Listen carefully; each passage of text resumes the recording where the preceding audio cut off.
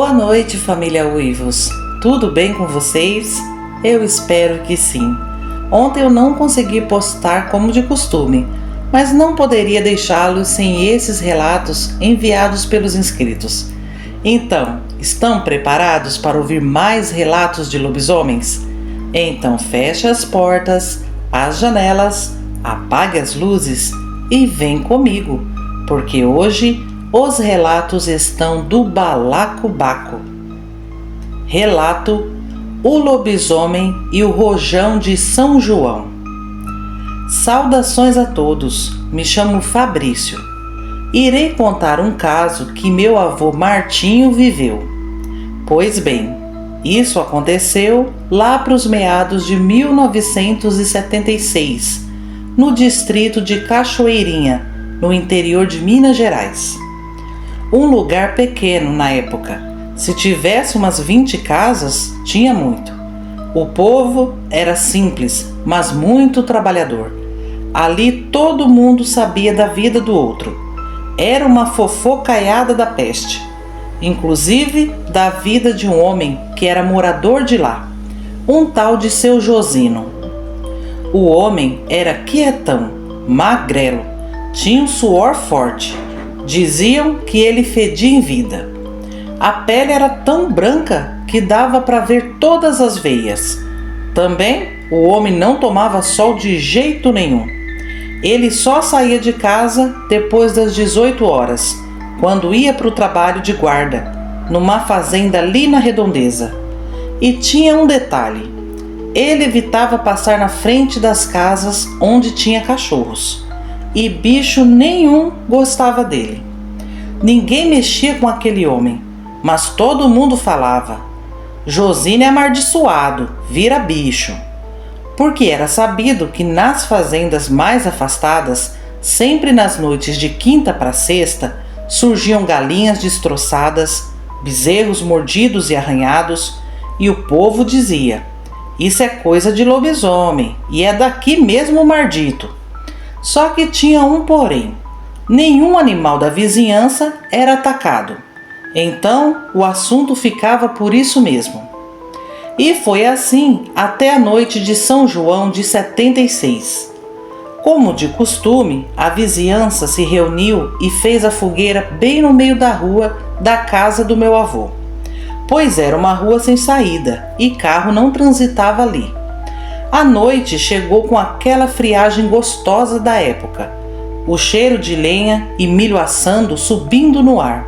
A sanfona do seu Ailton chorava, fazendo todos dançarem até suar.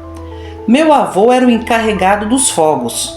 Ele era o único homem que não bebia bebidas alcoólicas, por isso o mais confiável.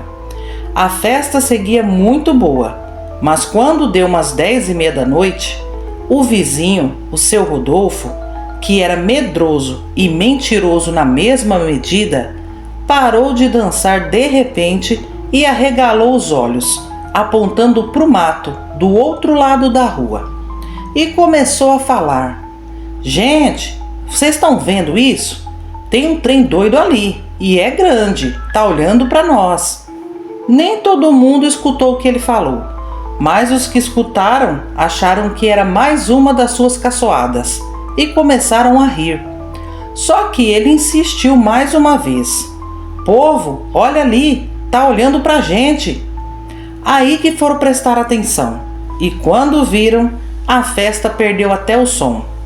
Entre a beira da mata e a luz da fogueira, dava para ver a silhueta de um bicho muito alto, mais de 2 metros de altura, bem corpulento, ombros largos, cabeça comprida, focinho alongado, só que o corpo era todo torto, desengonçado. O que mais assustou o povo foram os olhos, que brilhavam iguais aos de onça no escuro. Aquilo era um lobisomem. Ele olhava para o povo como se estivesse escolhendo quem ia pegar primeiro. Aí pronto, começou o furdunço. A mulherada gritando e recolhendo as crianças. Os homens caçando paus, faca, facão, e meu avô contava que ficou olhando incrédulo. Ele não conseguia acreditar que era um lobisomem de verdade. O sangue gelou, mas por um segundo o corpo agiu sozinho. Com um rojão já aceso na mão, daqueles de antigamente bem grosso, que parecia até um míssil, ele virou para o lado do bicho, fechou os olhos e soltou. O rojão riscou o ar com um assovio e acertou em cheio o peito do lobisomem.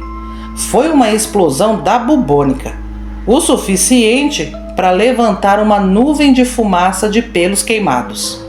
Disse que o lobisomem tombou para trás, urrando de dor. Deu umas 2 emboladas na terra e entrou no mato, se contorcendo e gritando. O bicho foi tão rápido que levantou poeira do chão. O povo saiu correndo para suas casas, abandonaram a fogueira, as comidas, e é certeza que ninguém dormiu direito naquela noite. Bom, meus amigos, o desfecho dessa história é que no dia seguinte, logo cedo, descobriram que seu Josino tinha sumido. A porta da casa estava fechada, mas a janela estava aberta e foram espiar por ela. Viram um rastro de sangue que ia da casa até a cerca, na direção da mata. O homem ficou desaparecido por 3 dias. Depois disso, ele apareceu todo desconfiado. Estava mais magro, mais branco do que nunca e com o peito enfaixado. Meia dúzia de curiosos cercaram o homem querendo saber o que tinha acontecido. E ele disse que no serviço havia caído por cima do fogão a lenha e se queimado todo. Claro que ninguém acreditou, mas não questionaram, porque provas que era ele, ninguém tinha. Meu avô olhou para ele passando do outro lado da rua e sentiu o cheiro de pelo queimado, igualzinho ao da noite anterior. Mas quem tinha coragem de encarar um homem que virava bicho? Seu Josino viveu por ali mais uns anos, meus amigos, sempre quieto, na dele, evitando o contato com os vizinhos e os cachorros e só saindo à noite. Por muito tempo, o povo dizia que era ele o lobisomem e que aquele ferimento foi provocado pelo rojão que meu avô soltou. Meu avô não tinha dúvidas, Ágata, e enquanto seu Josino era vivo, meu avô vivia ressabiado, com medo de sofrer um ataque por vingança, coisa que, graças a Deus, nunca aconteceu. Até hoje as festas de São João são muito comemoradas por aqui, e todo ano esse caos do lobisomem é relembrado. Espero que gostem da história do meu avô. Muito obrigado a todos e boa noite. Relato: corpo apareceu onde vi um lobisomem. Saudações, Ágata e inscritos. Me chamo Saulo. Venho contar a vocês uma coisa sinistra que aconteceu comigo no começo de 2024. Moro em Santa Cruz da Esperança, no interior de São Paulo. Eu não sou de acreditar em qualquer coisa, viu? E, para ser sincero, sempre ri de pessoas que contavam que viram isso e aquilo. Aqui onde moro, nunca teve histórias de lobisomem. Então, eu andava para lá e para cá altas horas, tranquilamente. Mas foi numa dessas andanças que vi com meus próprios olhos. E, por Deus, eu não queria ter visto aquilo. Bom, eu tinha ido levar umas peças de carro para um amigo que mora em outro bairro longe da minha casa. Eu fui de carro, no Corcel 76 do meu pai. Na ida foi tudo muito normal, ainda era tardezinha. O problema foi na volta. Já devia ser umas 23 horas quando peguei o caminho. Ao invés de pegar a via principal, resolvi encurtar o trajeto pegando a estrada paralela, sendo que à noite todo mundo evita passar por ela, pois é mal iluminada, com muitos buracos e cheia de curvas. Mas eu estava com muita pressa e pensei, é só ir com cautela e pronto. Ah, meus amigos, no começo foi tudo tranquilo, só a luz fraca do farol abrindo um túnel no escuro. Nem lua devia ter, pelo menos eu não notei. Tava bem tranquilo dirigindo quando vejo um vulto atravessando a estrada. Foi muito rápido, passou uns 100 metros na minha frente. Tomei um susto tão grande que instintivamente pisei com tudo no freio. Quando parei bruscamente, desliguei o motor para tentar ouvir algum barulho estranho no ar, porque na hora tive um pressentimento que aquilo que atravessou a estrada não era boa coisa. Era estranho demais, muito rápido, muito preto e muito grande. Fiquei por alguns segundos olhando para a direção em que aquele vulto havia entrado e fui surpreendido com uma espécie de uivo assustador. Digo espécie porque não era bem um uivo. Foi um grito longo, distorcido, que lembrava uivo de lobo, mas ao mesmo tempo um grito humano. Senti meu corpo todo arrepiar. Aí comecei a fechar as janelas do carro naquele desespero. Liguei o carro e acelerei. Mas já viu, né? Carro antigo não tem arranque. Parecia uma tartaruga tentando pegar impulso. E nessa hora, Agatha, senti a primeira pancada na traseira do carro. Tinha alguma coisa correndo junto, só que eu não conseguia ver nada. Quando eu fiz uma curva mais fechada, que consegui ver que aquela coisa estava lado a lado. Olha, a visão que tive foi assustadora, eu juro para vocês. Aquela criatura é demoníaca, muito alta, grande, forte, corria apoiando os cotovelos no chão. Muitos pelos negros e compridos. As orelhas também eram compridas e a cabeça desproporcional ao restante do corpo. E a velocidade é absurda. Aí eu comecei a tremer, a suar frio, minhas pernas querendo falhar e eu me segurando para não deixar o carro morrer. O lobisomem é como todos dizem, é uma mistura de ser humano e animal. Não sei como isso é possível, Agatha, mas é a mais pura verdade. Ele acompanhava o carro como se estivesse parado. Eu estava quase desmaiando de medo. Afundei o pé no acelerador e o corcel até roncou, mas o bicho continuou ali, na lateral. Não consegui ver o rosto muito bem e agradeço a Deus. Acho que se eu tivesse visto, teria desmaiado e hoje não estaria aqui contando para vocês. Aquela perseguição durou todo o trecho da estrada de terra. Não sei precisar quantos minutos, mas foram muitos. Quando finalmente vi as luzes do meu bairro, respirei aliviado e pensei em passar direto para o posto policial. Mas aí, quando olhei para a lateral, o bicho não estava mais ali. E realmente não percebi em qual momento ele deixou de me seguir. Com certeza, ele entrou no mato. Aí eu continuei dirigindo até a minha casa. Cheguei tremendo. Minha mãe estava na sala fazendo crochê e quando entrei, saí trancando portas e janelas. Falei para ela que um lobisomem havia me perseguido. Minha mãe achou que eu estava brincando, porque eu tenho o costume de pregar peças nela. Ela mandou eu parar de ver filmes de terror e foi dormir sem dar importância. Mas eu passei aquela noite completamente assustado com o que vi. No dia seguinte, quando acordei, meus irmãos já estavam sabendo. Minha mãe havia contado para eles. Passaram o dia tirando sarro de mim. Aliás, foi uma semana inteira de sarro. Até meus amigos riram de mim. Mas na semana seguinte, Agatha, aconteceu algo inesperado. Um grupo de ciclistas localizaram o corpo de um homem, um morador aqui da cidade. Estava numa trilha bem no trecho onde eu vi a criatura. A notícia saiu no jornal. Segundo a matéria, o corpo tinha múltiplos cortes. A polícia estava cogitando um ataque de onça, pois aqui na região é muito comum aparecer onças pardas. Mas os ciclistas afirmaram que a situação em que o corpo se encontrava não condizia com o ataque de onça. Enfim, Agatha, a polícia fechou o caso muito rápido e o povo engoliu a versão oficial.